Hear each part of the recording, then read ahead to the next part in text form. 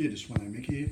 And what I'm doing here is just videoing Christmas present from Damien and Carey and family for me, Christmas and birthday present last year, which is a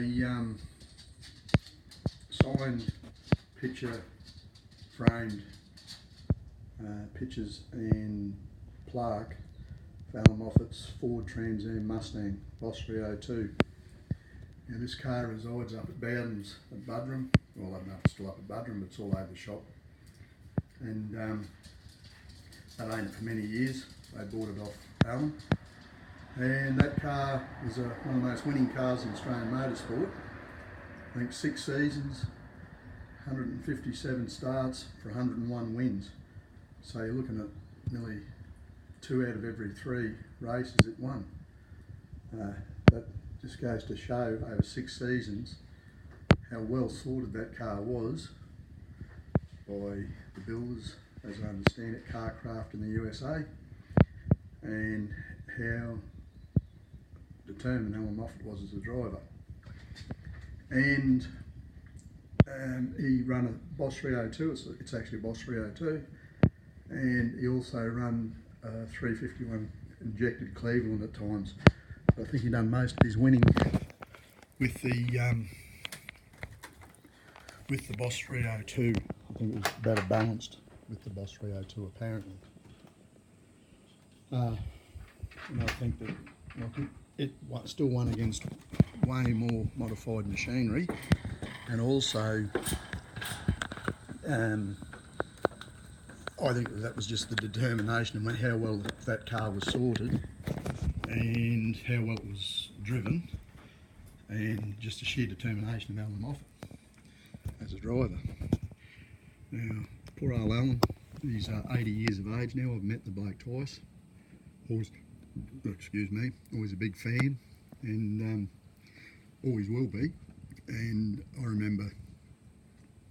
I probably remember sketchy bits and pieces when I was a young fellow, about 7 or 8, when Allan Moffat was in the GDHOs, and I remember seeing that car on.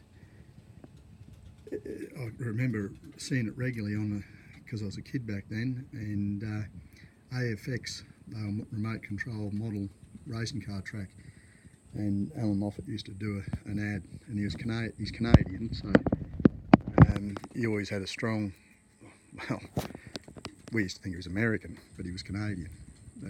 Canadian and American, and when I was a young fellow, it was the same thing. But Canadians and Americans, it's definitely not the same thing, and I don't think I'd like to be called the same people, but when you're a little kid, you don't worry about all that sort of stuff. But anyhow, Allan's struggling now with dementia, as I understand it. It's been well documented.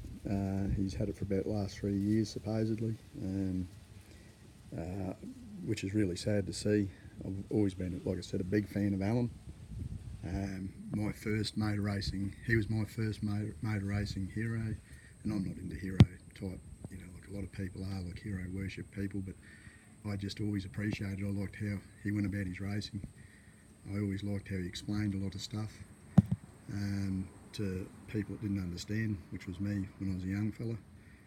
You'd see, talking about what was going on with suspension troubles, with production-based stuff, and needing heavier duty race quality items in cars and for safety and durability and whatever else, which, as I've got older, I come to respect that how switched on he was and what a great driver he was. But his son Andrew, to his first wife Pauline, which is the wife that I always seen beside him when I followed him. I didn't even know until a few years ago that I don't know if he'd remarried and I didn't think James was to Pauline, but I wasn't really sure. James, his younger son, but Andrew has done racing too, and he's a musical teacher, as I understand, but it's really good. Himself, Freddie Gibson and Larry Perkins, both brilliant racers, and Larry Perkins, a Holden man, which I've come to really respect. Larry Perkins as an engineer, stuff I've watched on him, read on him, ex-Formula One driver, just brilliant all the way around. And he's a big fan of his son, Jack. But no, so anyhow, James too, he's an accomplished racer, more so than Andrew. He drove for Dick Johnson. He drove in the feeder category to the V8 supercars, done very well in that. He was sponsored by Norton, and beautiful looking Falcon. Also drove for Nissan for many years, factory Nissan team, and yeah, but now he's driving for Tickford Racing in the endurance races. He's a co-driver, but very good driver too. But yeah, just a really sad turn of events for poor Allan, but I suppose that's life. If you get to 80, that's a good innings, and hopefully he goes through and leads as good a life as you can. But I'm back to work tomorrow after 2 weeks off over the Christmas break. It's been brilliant, recharged, energised. Been having a bit of a bad run as of late with mild anxiety, not full blown, but